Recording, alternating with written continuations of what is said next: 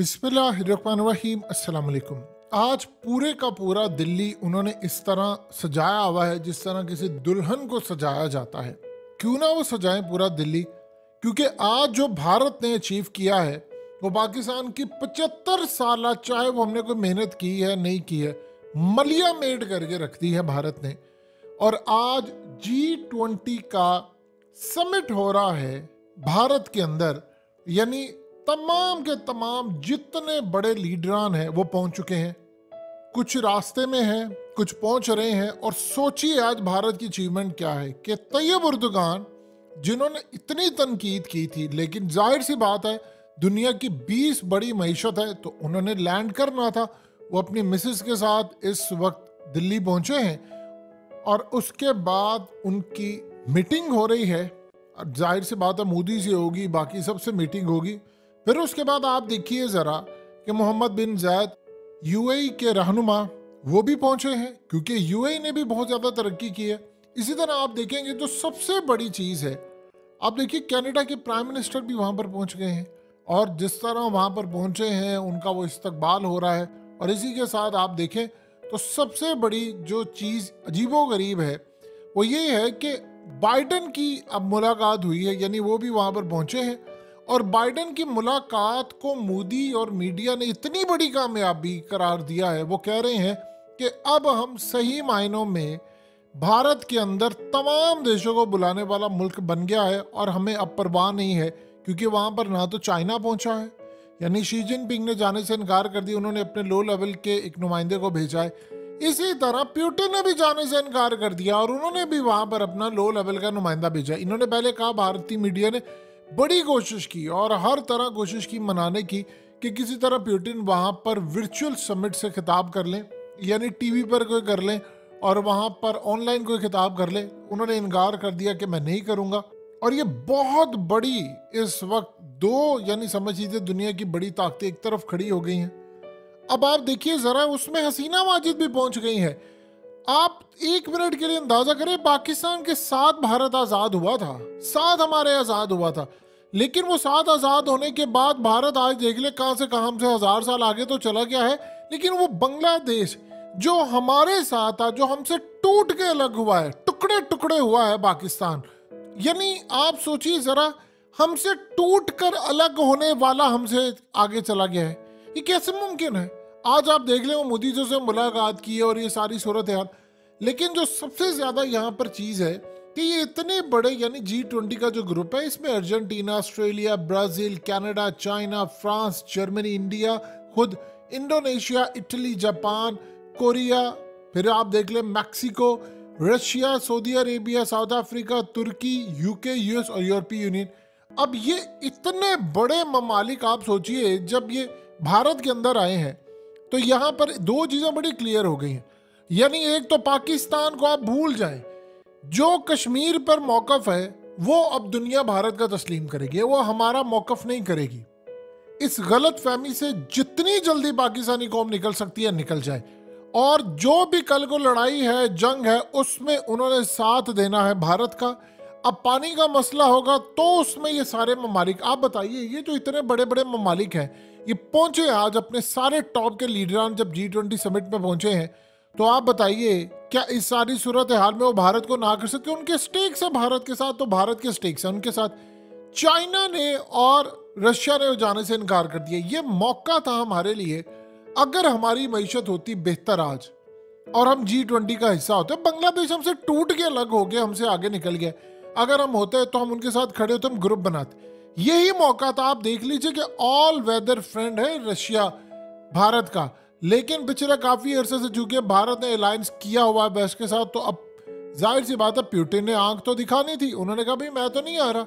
और इस सूरत हाल के अंदर शी जिनपिंग, उन्होंने चूंकि चाइना का साथ दिया है तो रशिया तो खड़ा है चाइना के साथ। भारत ने अभी तक रूस की मजम्मत नहीं की, ये ज़हन में रखिएगा। अमेरिका का दबाव, वेस्ट का दबाव, कनाडा का दबाव, पूरी दुनिया का दबाव। मोदी ने कहा मैंने मजम्मत नहीं कर रही, उसने किसी ना किसी तरह रशिया के साथ भी ताल्लुकात बनाए रखे, लेकिन अब उन ताल्लुकात के अंदर सद मोहरी आना शुरू हो गई है। और पुतिन ने कहा भाई मैं तो नहीं आऊँगा किसी सूरत G20 समिट के अंदर।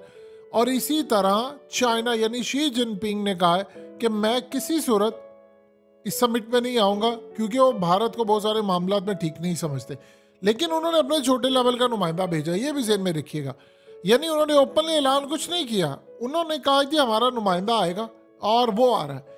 अब असल जो सूरत हाल है कि वो भारत चूंकि तैयारी करके बैठा हुआ है एक बड़ी लड़ाई की, उस बड़ी लड़ाई में उन्होंने चाइना को डिच करना है। ये बात पुतिन को पता है कि यूक्रेन में उन्होंने रशिया को तो दबोचना था और भारत के थ्रू उन्होंने, यानी यूक्रेन के थ्रू रशिया को दबोचना था, वो नाकाम हुए, और भारत के थ्रू चाइना को दबोचना है और चाइना और रशिया इस वक्त एक हुए हैं।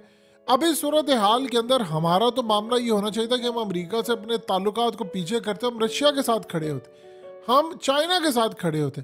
लेकिन आप देख लीजिए हम किसी के साथ नहीं खड़े, ना हम अफगानिस्तान के साथ खड़े, ना हम ईरान के साथ खड़े, ना अरब ममालिक का हमारा कोई सिलसिला है, ना हम चाइना के साथ उस लेवल के ऊपर जो एक महाज बनाकर रशिया के साथ, चाइना के साथ, अरब ममालिक के साथ, ईरान के साथ, अफगानिस्तान के पूरा इंडोनेशिया, मलेशिया के साथ एक ब्लॉक बनाकर अगर हम लोग खड़े होते तो आज आप देख लीजिए कि कितना ज़बरदस्त माहौल होता है। लेकिन हमारी तो हालत ये है कि ब्रिक्स के अंदर भी हमें कोई नहीं बुला रहा, इथोपिया हो या फिर सूडान हो या फलाने, वो हमसे आगे निकल गए। यानी आप यहाँ से अंदाज़ा लगा सकते हैं कि हमारे लेवल क्या रह गया, वैल्यू क्या रह गई है। अब भारत ने असल में इनको बुलाकर मोहर लगा दी है कि भाई आज के बाद जो भी इस खित्ते का फैसला होगा उसमें भारत की मानी जाएगी, चाहे वो फैसला पाकिस्तान के खिलाफ हो, चाहे वो फैसला चाइना के खिलाफ हो। और ये सारे ममालिक जो आए हैं इन्होंने रजामंदी जाहिर कर दी है कि भाई ठीक है, हम खड़े हैं भारत के साथ, और चाहे लद्दाख का मामला हो या कोई और मामला हो। अब आप ये देखें कि हालिया चाइना ने नक्शा जो जारी किया उसमें उसने कहा अरुणाचल प्रदेश मेरा हिस्सा है। तो ये जितने सारे ममालिक हैं ये भारत के साथ खड़े होंगे, बिल्कुल खड़े होंगे, चाइना के खिलाफ वो किसी सूरत नहीं खड़े होंगे। पाकिस्तान की जहाँ तक बात है, कल को देखिए पाकिस्तान से कोई जा रहा है इस वक्त दरिया, बड़े लेवल का या छोटे लेवल का, जिसको अगर हम रोक दें तो भारत की सांसें बंद हो जाए। भारत से तो पाकिस्तान में दरिया आ रहे हैं, तो आप बता दीजिए कि अगर भारत से दरिया और पानी आ रहा है तो फिर इस सारी सूरत हाल में तो कल को पाकिस्तान का पानी बंद कर देंगे, वो तो तैयार बैठे हुए। देखिए अमेरिका और दुनिया क्या करेगी, वो वही रिएक्शन देगी जो कश्मीर पर दिया था उन्होंने। क्या दिया था, होम्योपैथिक बयान। एक ही बात आती है, हमें तो एक ही बात आती है, अक़वाम मुत्तहिदा की करारदादों के मुताबिक हमें मसला कश्मीर हल करना चाहिए। हो गया हल, 75 साल से चूरन बेचा हो गया। अब दुनिया ने भी नहीं आपको, देखिए दुनिया आपको क्यों देखेगी, कौन आपके मुल्क में इन्वेस्ट करता है इस तरह कि जब वो देखते हैं कि इनके मुल्क के अंदर, भारत में इन्वेस्ट वो करने जा रहे हैं कि जहाँ पर वो देख रहे हैं सारी दुनिया के लोग आ रहे हैं। और भारत की मैशत देखिए, पहले वो चांद पर पहुंचा है, अब उसका लेवल कुछ और हो गया, उसने दुनिया भर के लीडरान को अपनी सरजमीन पर बुला लिया है। अब जो हालिया रिपोर्ट आई है उसके मुताबिक चाइना के बाद कुछ अगले चंद सालों में भारत अमेरिका को बीट करता हुआ दुनिया की दूसरी बड़ी मैशत बन जाएगा। आप सोचिए चाइना के बाद भारत दूसरे नंबर पर होगा, तो बताइए किसी ने भारत के साथ पंगा लेना है। हमारे मुकाबले में भारत हाथी है और हम चींटी बन गए, छोटी सी एक चूंटी होती है, वो इस वक्त हम बन गए हैं। यानी हमारी ये सूरत हाल हो चुकी है कि हमने दुनिया को कोई भी बात कहेंगे भारत के मुकाबले में, भारत उसको डोमिनेट करवा लेगा।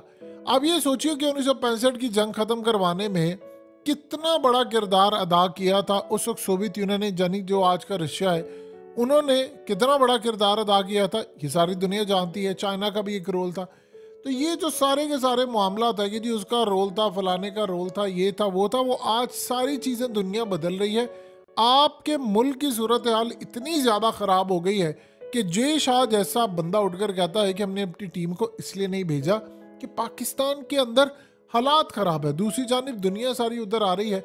देखिए हमारे यहाँ पर इम्तिहान था कि अगर हम अपनी टीम ना भेजते तो हम दुनिया को कहते भारत ना आता। अब पाकिस्तान, आप सोचिए, एशिया कप उनके बगैर करवा लेता तो वो भी हमारे बगैर वर्ल्ड कप करवा लेते, तो एक पैगाम चला जाता कि हम खड़े हो गए हैं, हम उनके आगे लेट गए। अब ना हमें पता है एशिया कप का, वो इतनी बड़ी जयशाह ने जीत हासिल की है, आप उसका अंदाजा नहीं लगा सकते। आपकी टीम नंबर 1 है, खिलाड़ी नंबर 1 है, लेकिन अगर आपने उसकी, देखिए प्रोडक्ट की अगर आप पैकिंग अच्छी नहीं करेंगे तो जितने मर्जी मज़ेदार हो बिकेगी नहीं। यही हाल है, आपकी टीम इतनी ज़बरदस्त थी, आप इंडिया को मनाते कि ठीक है इस सारी सूरत हाल के अंदर तुम्हें बड़ा शौक है, तो फिर दो काम होंगे, अगर तुम एशिया कप में नहीं आते तो हम भी नहीं आएंगे। तो अगर एशिया कप पूरे का पूरा दुबई हो जाए या किसी मुल्क में हो जाए तो फिर वर्ल्ड कप के मैचेस भी हमारे उधर ही होंगे। तो तुम अगर तैयार हो तो तैयार हो। तो ये सूरत हाल होती तो फिर तो समझ आती, लेकिन हम लेट गए और आज देख लें भारत कहां से कहां पहुंच गया।